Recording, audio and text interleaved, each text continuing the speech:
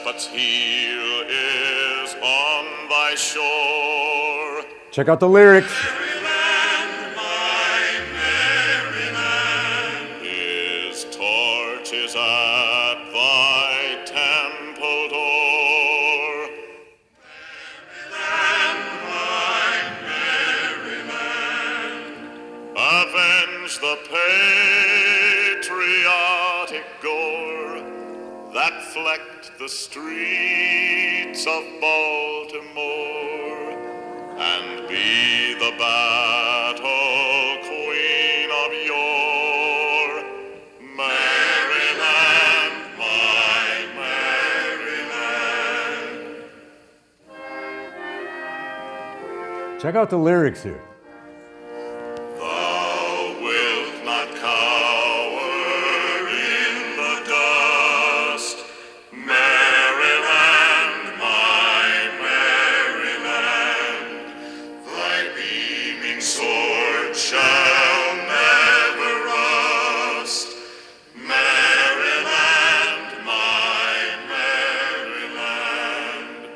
Remember Carroll's sacred trust. Founder of Maryland. Remember Howard's warlike thrust. Revolutionary War. And all thy slumberers with the just. Maryland, my Maryland. One more.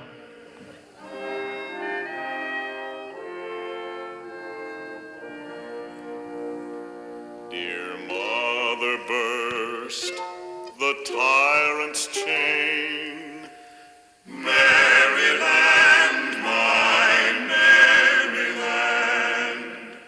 Virginia should not call in vain.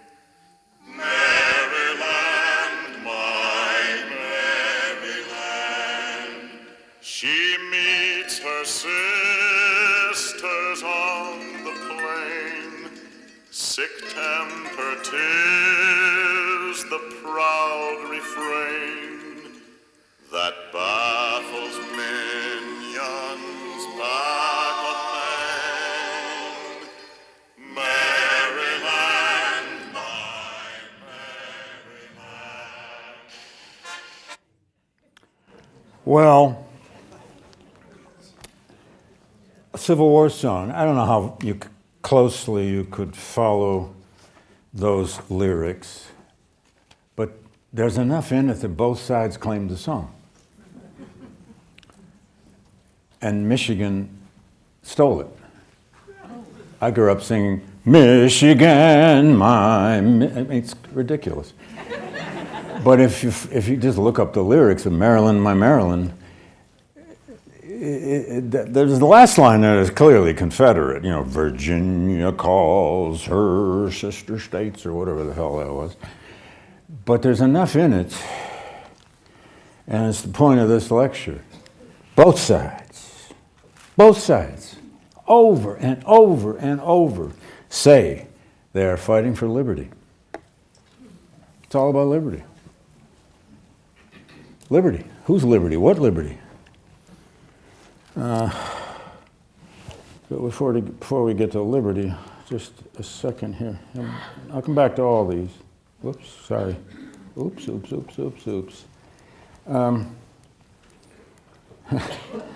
That's so profane to show those chocolates before this, but this is, of course, Walt Whitman again. And if you're getting tired of Walt Whitman, too bad. One of Whitman's greatest poems of all, say the critics, and I once had a senior thesis student do an entire senior thesis on this poem, because it's only 70 pages long. It's called The Wound Dresser. Don't worry, I'm only a little tiny. But this is one of the hospitals that Walt worked in by 1862. He went to Washington, as some of you may know the story, to find his brother, who was missing in battle. And Walt worked for about 2.5 years in the Washington, D.C. hospitals. He gave us some count of the number of several thousands of soldiers from both sides that he nursed mostly to death, some back to health. He wrote lots of letters for them. But in Wound Dresser, he tried, as no other poet, until some of the poets of World War I, to capture what this meant.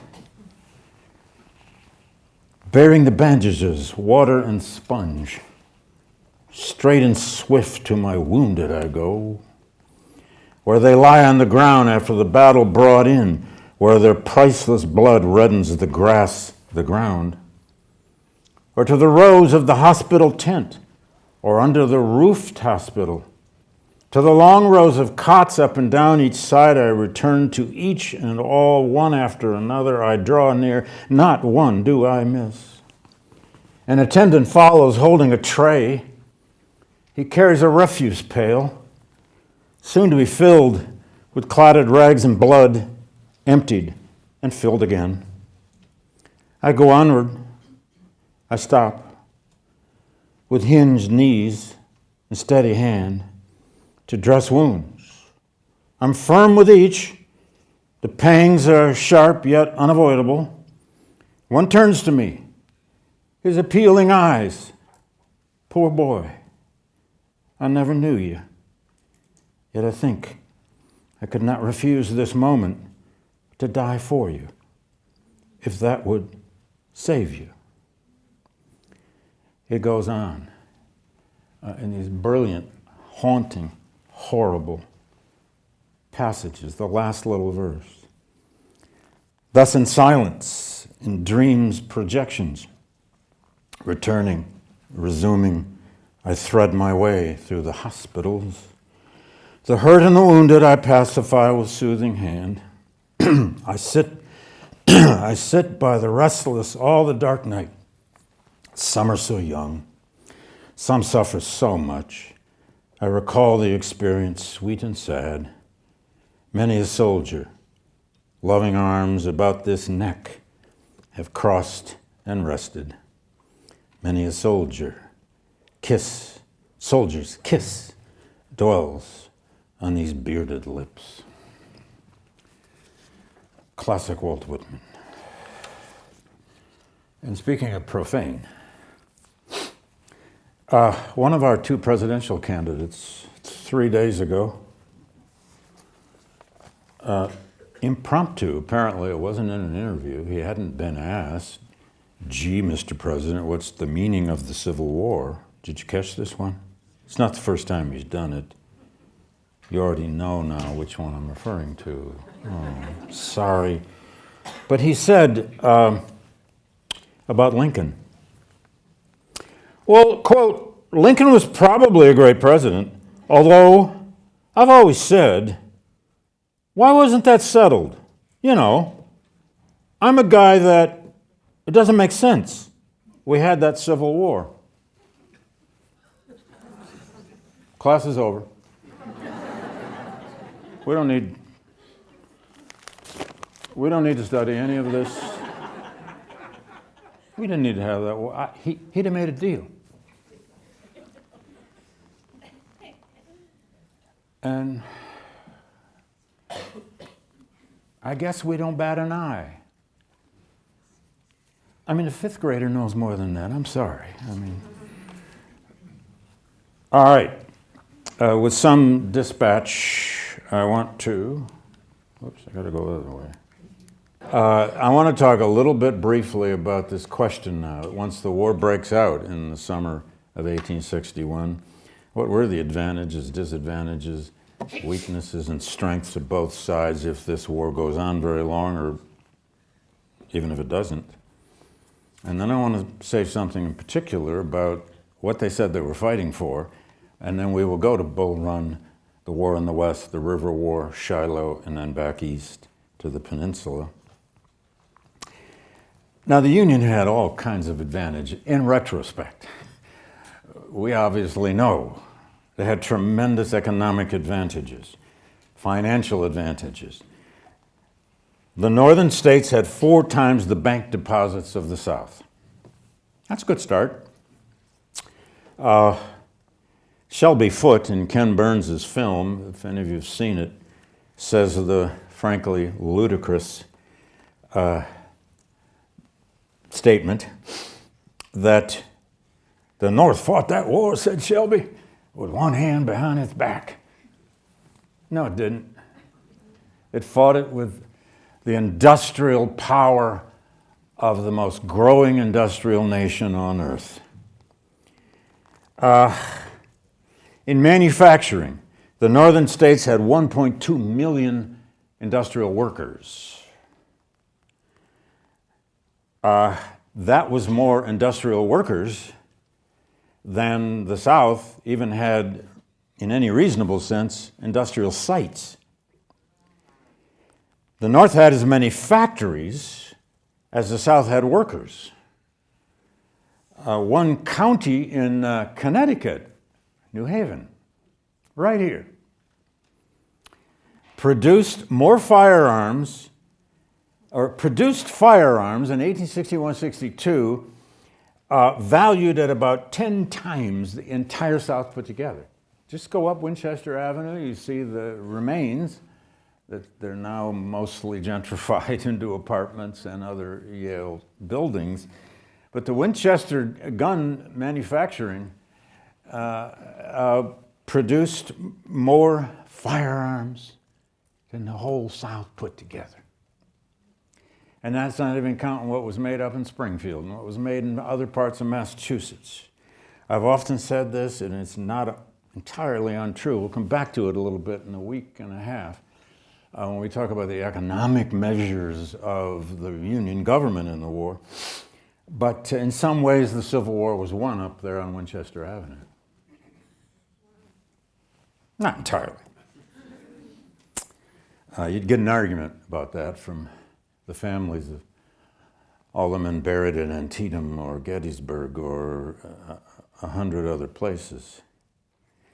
Just go on with this a little bit. The North had 97% of the country's firearms. It had 94% of the country's produced cloth. It had 93% of the country's pig iron. It had 90% of the country's boots and shoes. And those brogans, as they were called, that were made up in Lawrence, Massachusetts, became the substance of fortunes made by their makers in this war. Getting those government contracts. We'll talk about that mobilization a bit later. The North also had advantages to some degree in geography. We'll get to the maps in a moment. There are certain, now the geography in this war is more a southern advantage rather than a northern advantage if the South stayed on the defensive, and they did not. But the North had these invasion corridors, if you like, the Shenandoah Valley, through Kentucky, the Mississippi River. If they could control rivers, and that's why the first part of the Civil War in the West is a river war. It's for control of the Cumberland River and the Tennessee River and eventually the Mississippi River, all in the first year and a half of the war. You didn't have to be a genius to look at a map of the United States and realize, if this war gets big at all, those rivers are really important, got to control those. And there are a whole bunch of forts on them. Transportation. 90% of all railroad miles in the United States are in the northern states. And this is a railroad war. The only way these armies could be ultimately supplied as they spread further and further and further was by railroad. And the North, this seems weird, but the North had uniform gauges, meaning the distance between the two rails. I forget whether it was 4 feet or 5, but you know the story. In the South, they had built railroads to the extent they had them, and they had railroads in the South, but they'd never built any uniform gauges. There was a major railroad that came into the east side of Atlanta at 1 gauge, 4 feet or something, but went out the other side west at a 5-foot gauge. That means they had to stop every bloody train, move them onto a special track, and then move them back. the South did not build uniform gauge railroads. They didn't feel as dependent on them. And they had never had an entity like a federal government to do it. The North also had a political advantage. This is very important if it's used well, and Lincoln will. It had an existing political party system. It had two parties.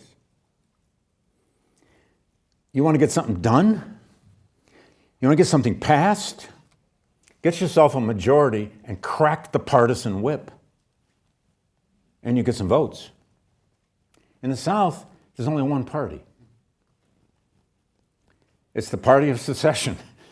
They still sometimes call themselves Democrats, but it was the party of the South. It was the Confederate Party. It was the party of secession.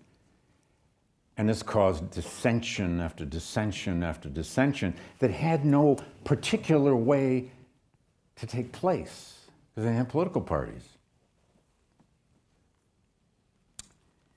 Now, population and manpower, of course. Some people look at all this and they say, well, of course, it was inevitable the North would win this war. I mean, just look at the numbers. There were about 22 million people living in the northern states and about 9 million people, 9.5, living in the southern states, 4 million of whom were slaves. That's 2.5 at least to 1, even if you count the slaves. Manpower. Especially in a war that becomes a war of attrition and eventually an all-out, totalizing war. But the South had advantages, if they took them. They don't have to win. They don't have to conquer anything. They don't have to conquer land. They need to defend the homeland, which has a huge front. But they don't have to be aggressively offensive. They have to be defensive. Now, some Confederate officers and Jefferson Davis, to a degree, understood this at the outset of the war, but these men were not trained to fight defensively, namely Robert E. Lee. And maybe if you were military history enthusiast, you probably know this. There's book after book after book that's been written on Lee's strategy, good and bad. Lee will invade the North twice. We'll come back to that. Why? Well, he had reasons, but both turned out to be desperate and terrible mistakes. Well, some have said they had an advantage in their cause. They were the insurgent. They were the ones who had seceded. They were the ones enacting a revolution, if they chose to call it that. They were the revolutionaries. Now, both sides are going to accuse each other of being revolutionaries, and both are going to say they're fighting for liberty, of course. But the South, right away, makes the case that they are the vessel of the American Revolution. They are the descendants of George. When the Confederacy made a seal of its government in 1861, who'd they put on it? George Washington on horseback.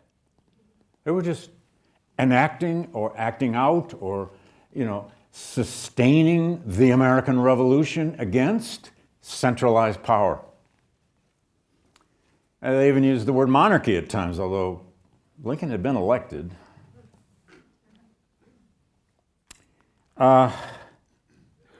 Homeland, insurgency, especially when you're winning, is about as powerful as a motive you can provide for sacrifice, because you've been invaded. It's in that Maryland song, The Invader. Well, Maryland was invaded from both sides. And I told you the other day, what was it? 50,000 Maryland, no, I forget, 40,000 Marylanders on the Union side and about 30,000 Marylanders on the Confederate side. Not a pleasant place to be. The South had this advantage of fighting a defensive war if they chose to. Now, they also could have had, and they did have, the advantage of what is simply known as the rifled musket. This seems simple, but it's very important. When the war breaks out, a lot of soldiers had smoothbore muskets, but very quickly from up on Winchester Street and in Springfield and many other places, They're getting rifled muskets. Most of this war after 1862 will be fought on both sides with the rifled musket. That rifled musket was deadly at 200 to 300 yards. It would even shoot up to 800 yards if you could see what you were shooting. 200 or 300 yards.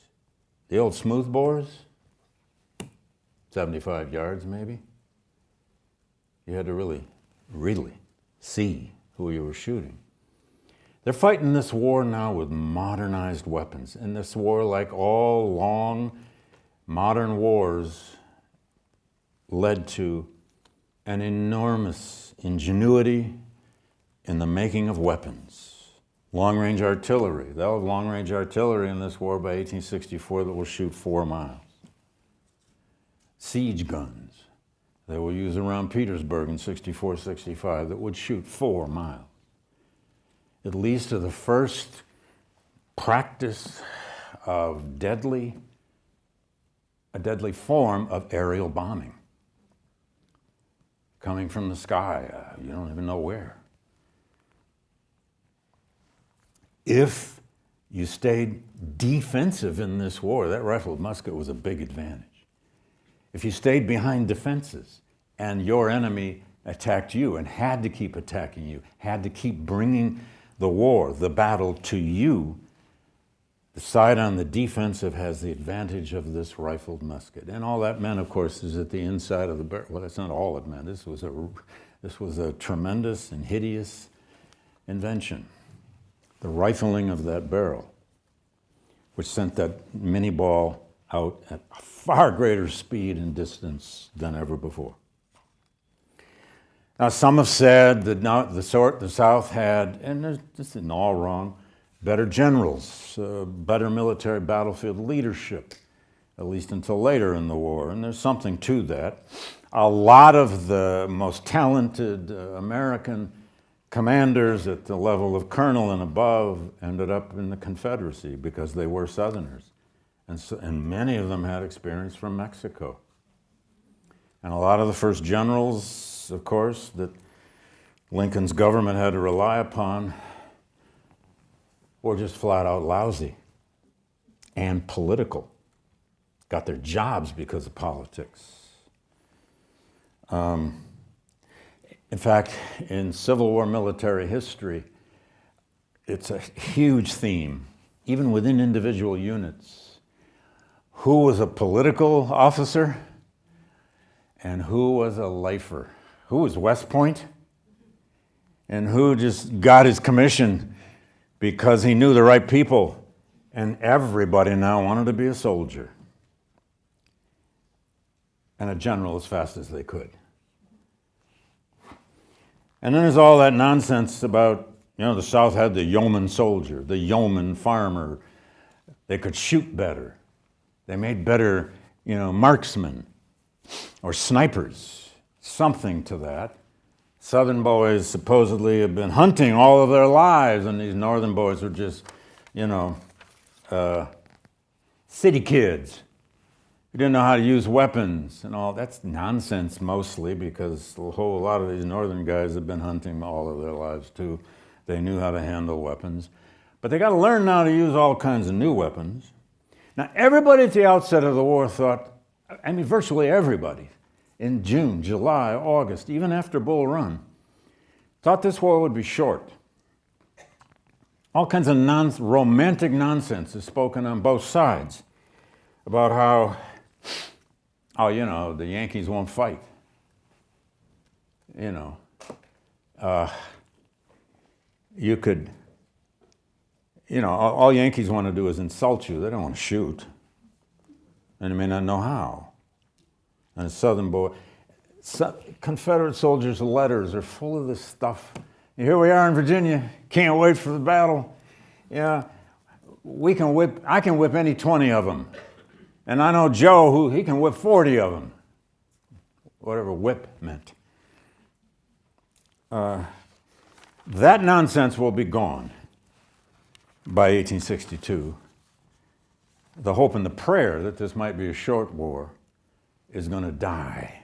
Partly because of First Bull Run, but also because of what happens in the winter and spring of 1862 in the West. And it leads, Grant, when he surveys the field at Shiloh, April 6th and 7th, 1862, I guess he said that on the second day. I gave up all idea of saving the Union except by complete conquest. Back to that in a moment. The South had disadvantages too. They had no navy. They had to beg or steal or buy a navy. Now the Brits are really going to help them because there's a faction, I'll come back to this later, there's a faction in England, a very potent and powerful faction in England that wanted the United States divided and would support the Confederacy. And look around the world right now, folks. Who wants us divided? And who wants us not divided? We almost have in the world right now a so-called allies and a so-called axis. Those were the terms used in World War II. And what's happening right now in Moscow? A summit. Sorry, I don't want to get contemporary. But it's being attended by India, China, Iran, North Korea. Who am I leaving out? Oh, Hungary. It's a dictator's soiree. And Putin is having a lot of fun and probably recruiting several hundred new oligarchs from all these other cultures to his oil pipelines. I'm not trying to scare you, I'm not. All right, last but not least, the South has slavery. You're reading a book right now called Confederate Reckoning by Stephanie McCurry, terrific historian, one of my favorites. This book is going to argue that, well, you're reading it. It's going to argue, among other things, that slavery was a strength for the South at first, but eventually it is one of the principal reasons the Confederacy will fail from within. And here was, in some ways, the greatest, I'll be talking about emancipation next week, the greatest policy challenge of the Confederacy was, will slavery be its benefit, its huge labor force, its greatest financial asset, or will it be its downfall? Will it be its Achilles heel? Will it be the reason they fail if this Union government decides to go after it? And of course, Lincoln's government will go after it by 1862, at least the fall of 1862, and it will change the war. It will change American history forever. You'll live in a different country because of 1862. What about all those black Confederates, so-called? All right. Last couple thoughts here. One of the greatest book ever written about war, or making war, by this point of the middle of the 19th century, was by a German named Karl von Clausewitz. You've probably heard of Clausewitz's famous book called On War. It's still read in military academies across the world. It came out of the Napoleonic Wars. It has a whole series of ideas and tactics and strategies for making land war in that century. And he coined the famous phrase, war is politics by other means. And everybody has kind of always agreed with that, right? War comes out of politics. It's politics by other means. And sometimes we've reversed it, of course, and said politics is war by other means. What are we having now? But in Clausewitz, this people hadn't read this very closely, it turns out, even at West Point. But the generals who came to understand with Abraham Lincoln and many in his cabinet that this was a very political war and depended therefore on public opinion. This is really going to depend on the folks back home, because they have to send their boys to this war, their fathers, their brothers, and on and on and on. If you can't sustain the public's sentiment in the war, and Lincoln said this over and over, you can't sustain the war. That's a political war. And Lincoln will call it famously in his 4th of July message to Congress, 1861, after Fort Sumter, before the Battle of Bull Run, which comes 2 weeks later. He issues this long, special 4th of July message. It's almost like a State of the Union message, even though they didn't call him that then. And he said, this is a people's war. A people's war. The side with the most will win.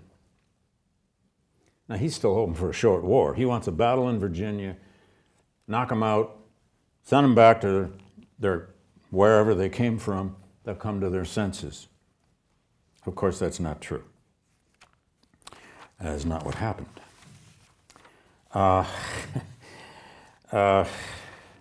Strategies. Now, let me go to a map here real quick. Yeah. One strategy that came out of the very first months of the war was conceived by Winfield Scott. One of the heroes of the Mexican War. Old Winfield Scott was known as General of the Army. He was very old by then, but he was the highest ranking American officer, and he came up with what was known as the Anaconda Plan, named for the snake. The Anaconda Plan was supposed to, first of all, create a naval blockade, which they did. Eventually, one of the most successful, at first it was like a sieve. It didn't work. But by 63, 64 into 65, the Union naval when they had enough ships, the Union naval blockade became one of the most successful blockades in history. That was part of the Anaconda Plan. The rest of the Anaconda Plan was to surround the South through the border states, Maryland across to Kentucky and down the Mississippi River. You simply surround it. Now, Scott didn't necessarily ever have an estimate of how many troops this was going to take, but it was going to squeeze the South. Just for maybe a year. And again, bring them to their senses that the Union could produce troops and materiel for war way beyond what they could produce. They'll come to their senses. They'll see how wrong they are. Scott won't live long enough to see this thing work out, or he didn't keep his job long enough. But grand strategy in this war evolves. They didn't have any book to look it up in at the beginning of the war. Lincoln was learning it as he went. He learned from some of his generals and from their failures. And he will become one of the greatest war presidents we've ever had, partly because he studied this kind of thing. How could you take the resources you had, distribute them across this vast continent, and eventually crush that thing called the Confederacy? What would it take to crush that thing called the Confederacy? Lincoln already realizes by March and April of 1862, 1 year into the war, that they're going to have to move against slavery. He's very careful how he announces it. More on that next week. But very quickly, in retrospect certainly, we understand that the longer this war goes on, the more totalizing it will become. The bigger it becomes, the more it will necessitate conquest, taking back the southern states, not just defeating them on, one field in Virginia, one field in Kentucky, and they quit. Not going to happen. Photography, of course, came into its own, partly because of the American Civil War, and there are thousands of Civil War photographs. There were thousands more made that haven't survived, either in their daguerreotype form or other, or wet plates. This is one of my favorites. It's so haunting and it shows a distance. A lot of the Civil War photography doesn't show distance very well. These guys are up on a hill on the Cumberland River in 1862. That's McClellan. We don't want him just yet. All right. What did people say they were fighting for?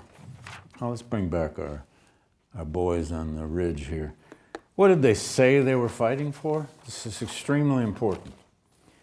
Think about if you've studied other wars at all.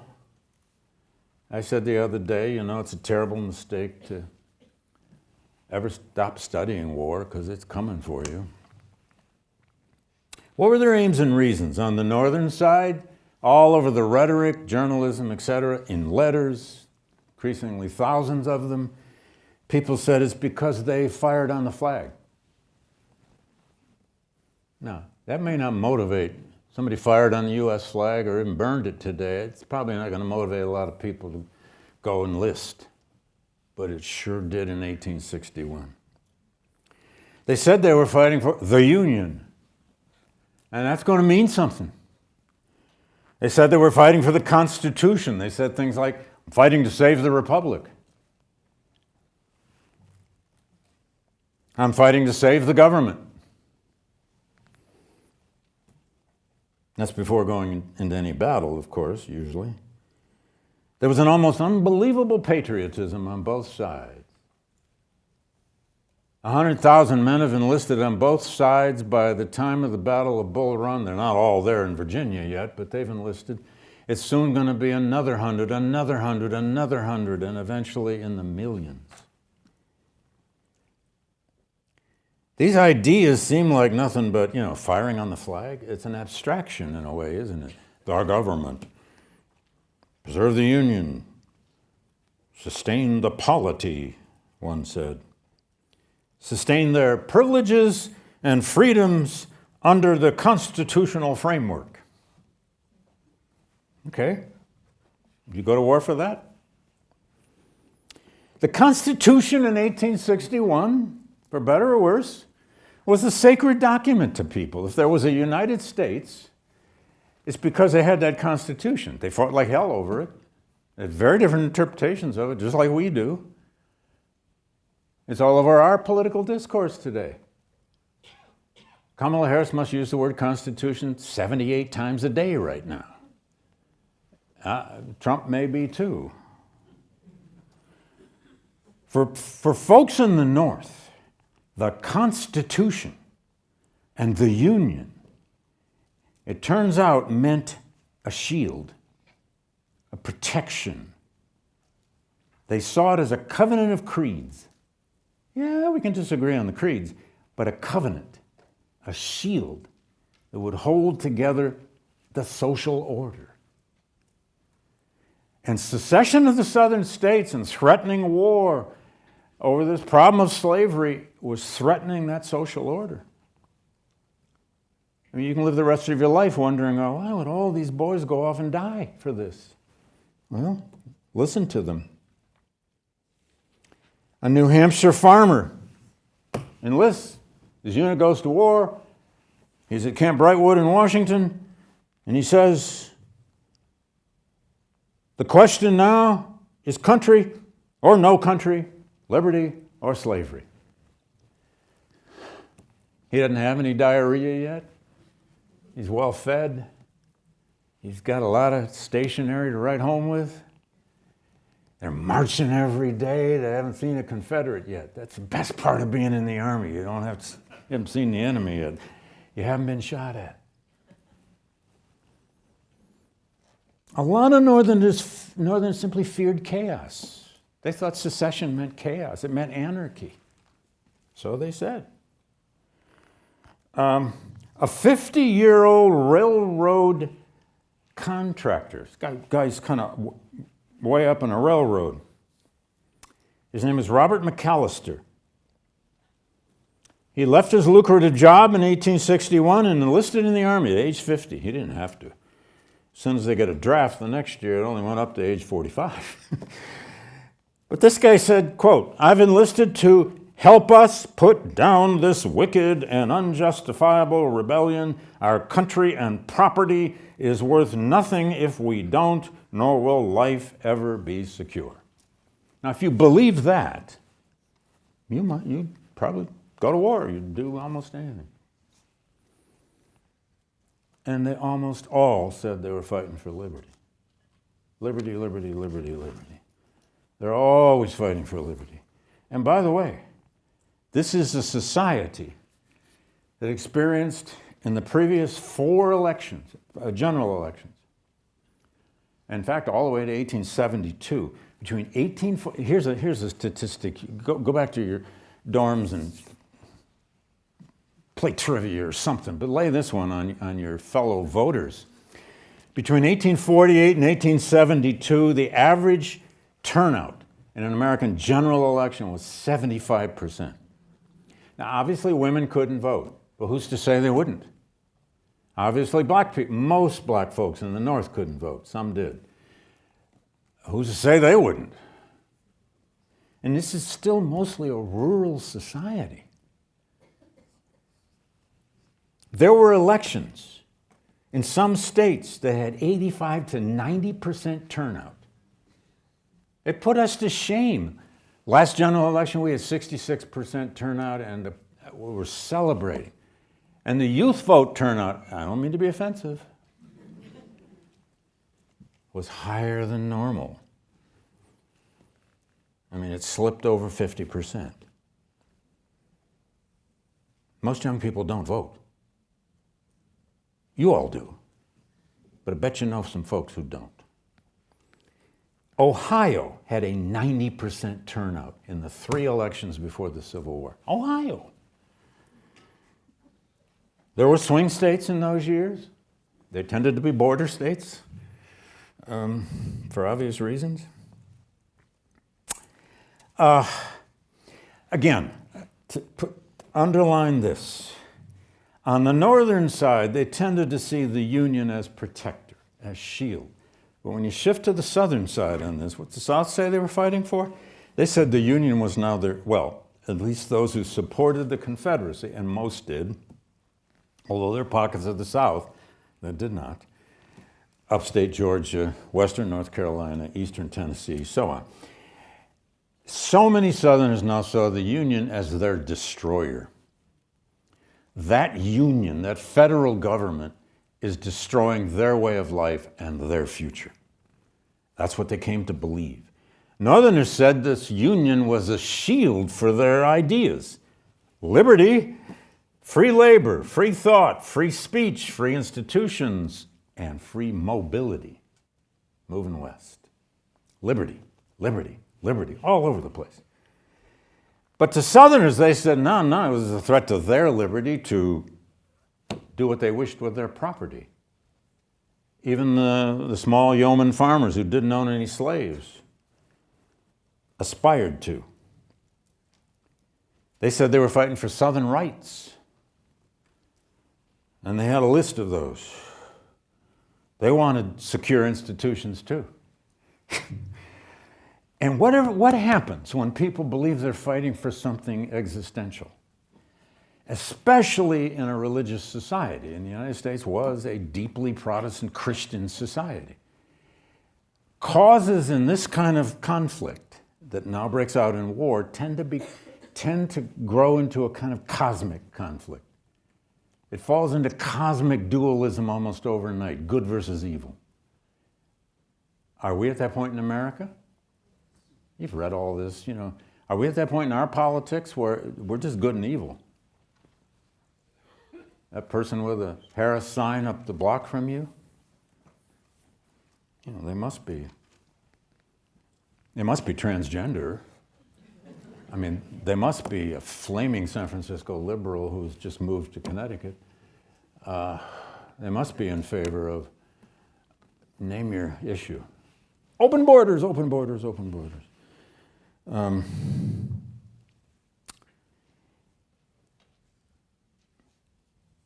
Some Northerners did believe in freeing the slaves in this war, and they thought the guns of Fort Sumter were the beginning of an anti-slavery war, but they were a small minority at first. The war is going to make a lot of Northerners anti-slavery who didn't know they were or didn't intend to be. Namely, that guy named Uriah Parmalee. I think I've introduced him before. His name is over on the Yale War Memorial, the kid from Guilford.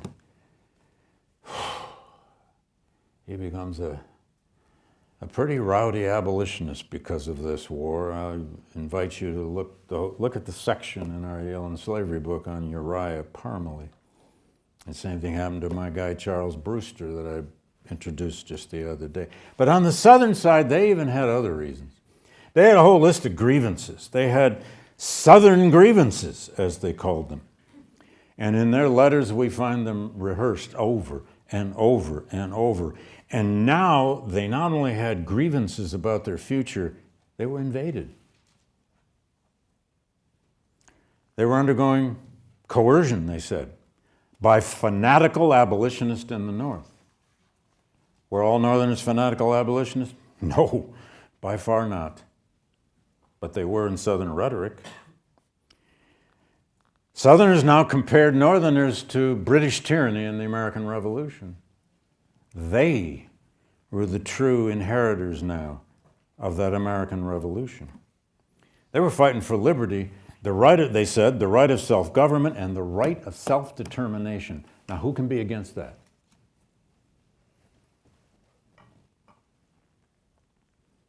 And of course they were fighting for slavery. You've read the Charles Dew book, you know that. But all over letters at the same time are statements like this from a guy named Walter Nugent, who was a lawyer in Mississippi, who did not even own slaves. But he nevertheless declared in 1861 that without slave labor, he said, the country would be, quote, a barren, waste, and desolate plain. We can only live and exist by this species of labor, and hence I am willing to continue the fight to the last. I don't own any slaves. Well, I might one day own some. My law practice really works out. I might own a few slaves, but it doesn't matter because this nice society, my culture can't exist without it. And all over Southern rhetoric, you will find certain words which finally gets you to beginning to understand how this war enveloped the country and developed into a more and more totalizing conflict. They constantly said they were fighting against their own subjugation, submission. They said they were being asked by the North to submit to a system they no longer wanted. Nobody likes submission. A Tennessee soldier wrote back home from the Virginia front, 1861. I have one glorious consolation, he said. I'm not sure he'd been shot at yet either. I have one glorious consolation that as long as a Yankee can stand the war for my subjugation, I can stand it for my honor and my liberty. Defense of home. One of the most famous Southern families, famous in part because they left 2,000 or 3,000 letters, incredible collection, the Charles Colcock Jones clan. Charles Colcock Jones Jr., who became a Confederate officer immediately and fought at Bull Run, wrote home saying, "No more sacred obligation can rest upon any people than those now devolved upon us." He's just in part of winning the first battle of Bull Run. To protect our homes, our loves, our lives, our property, our religion, and our liberties from the inhuman and infidel hordes who threaten us with invasion, dishonor, and subjugation. Infidel hordes. Yankees. Those lying, thieving Yankees. All right. A ragtag army. Oh, damn. Okay, let's go here. Yeah, well, let's go. Yeah. Oh my goodness, that's the Rappahannock River in Virginia. That's Fredericksburg. I'll come back to that next week. I had a story to tell you about that river. Out west, there's a guy from Illinois in the middle here who's become a colonel.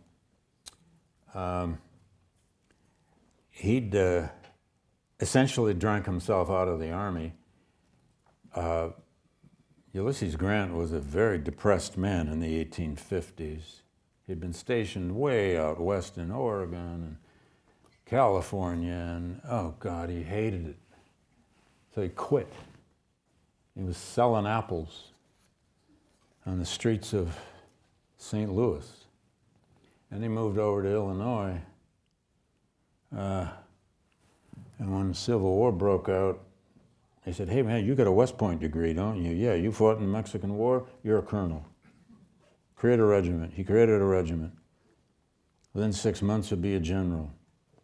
Within a year and a half, the most famous and important general in the Union Army. We'll come back to him. Now, I want my Virginia map there. All right, I'll leave you here. I love doing this military history, but it takes its own time. The first Battle of Bull Run is a clash of amateur armies. The United States had never had to produce an army on any huge scale. They did to some extent for the Mexican War, but that's long in the past. You can see a place here called Manassas off to the left of Washington, D.C. Manassas is about 22 miles southwest of Washington.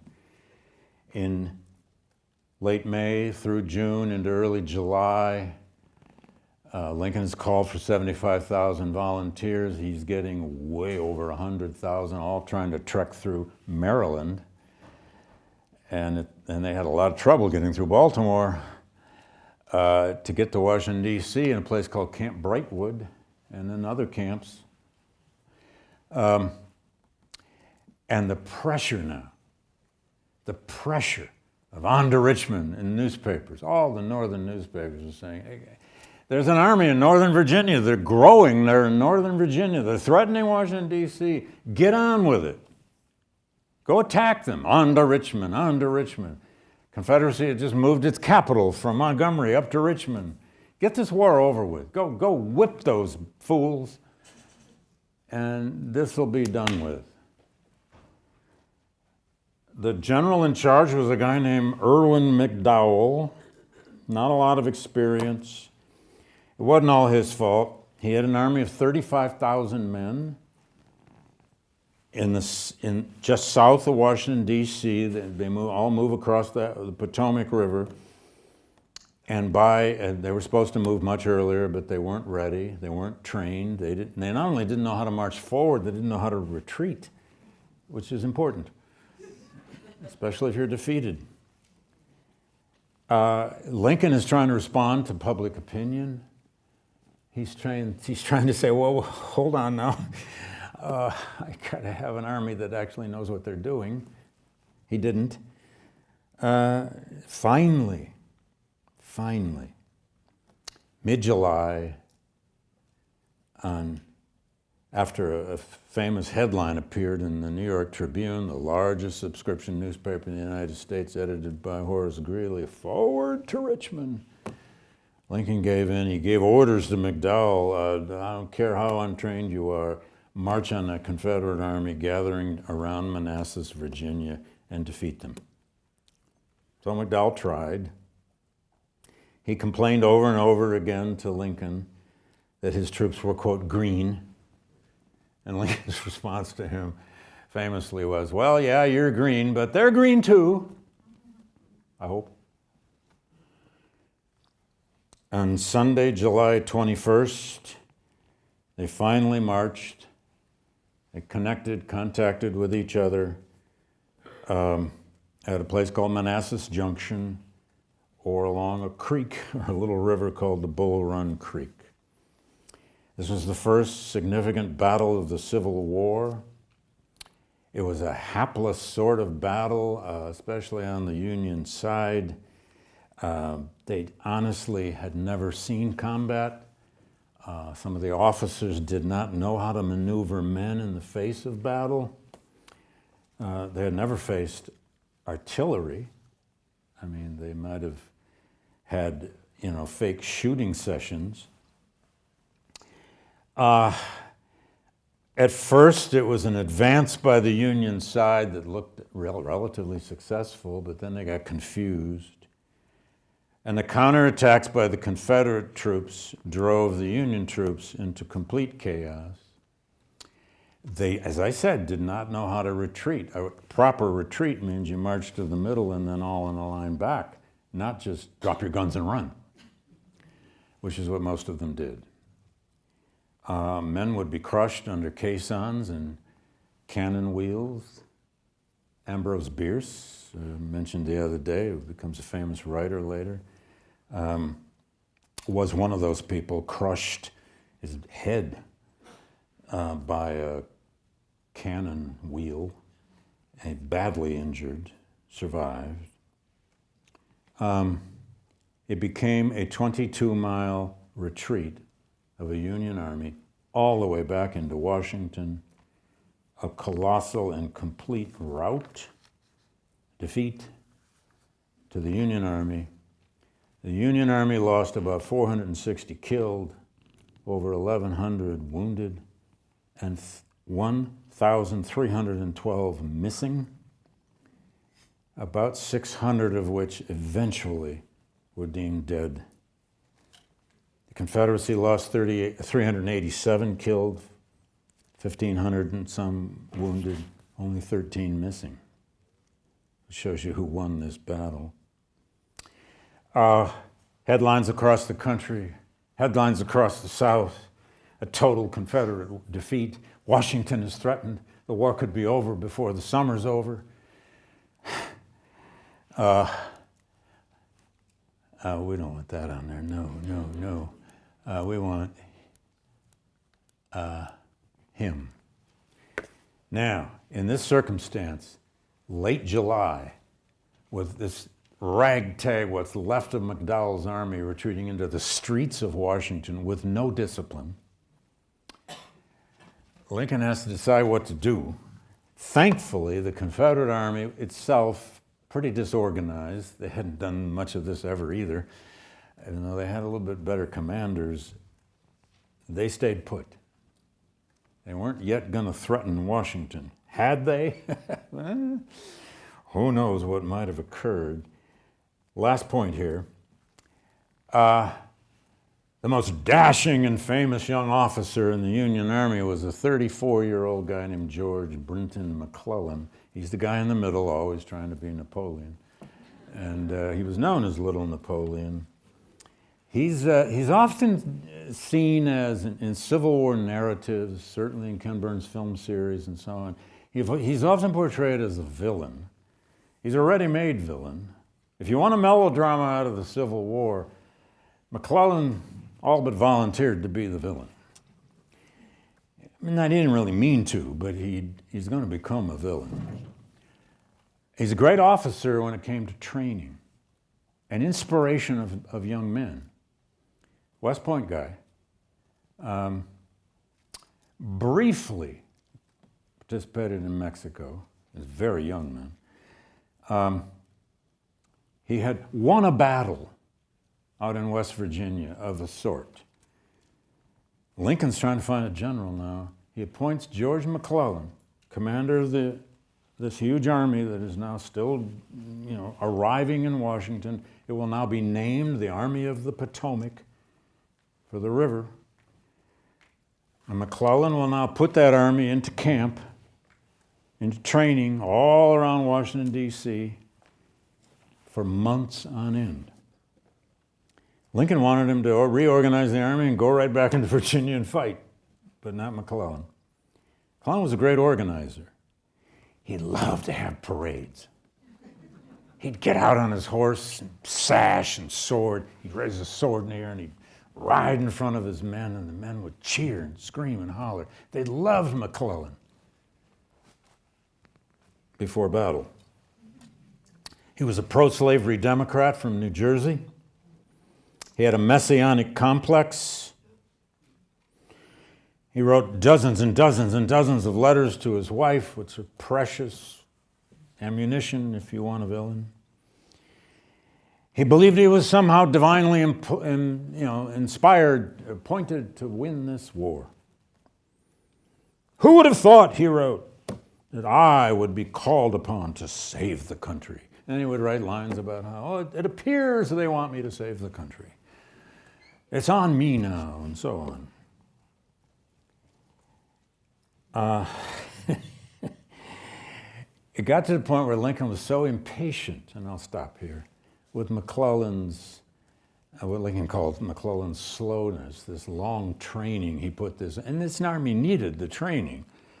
But along about January of '62, after the turn of the year, and it was clear McClellan now by winter was not going to move back into Virginia, Lincoln wrote him a note and said, would you please come to the White House?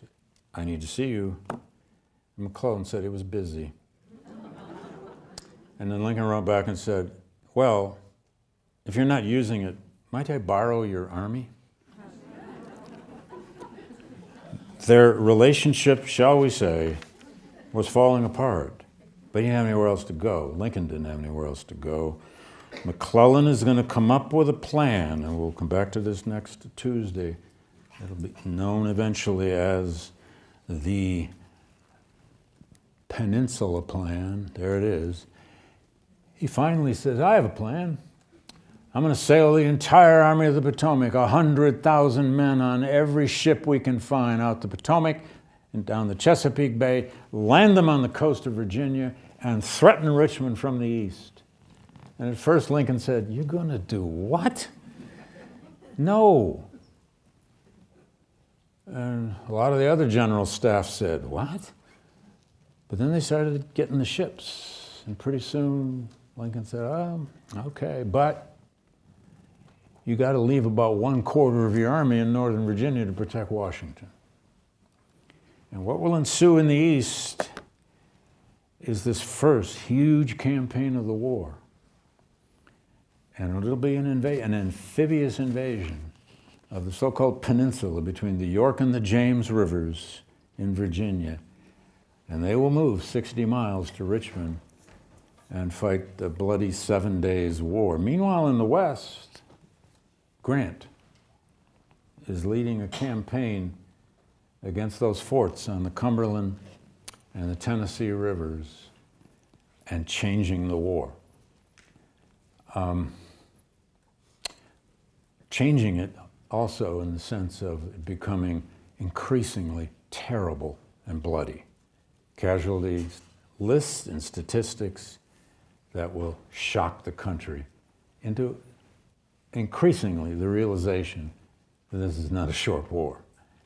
It's going to be very long, and it's going to require hundreds of thousands of more men.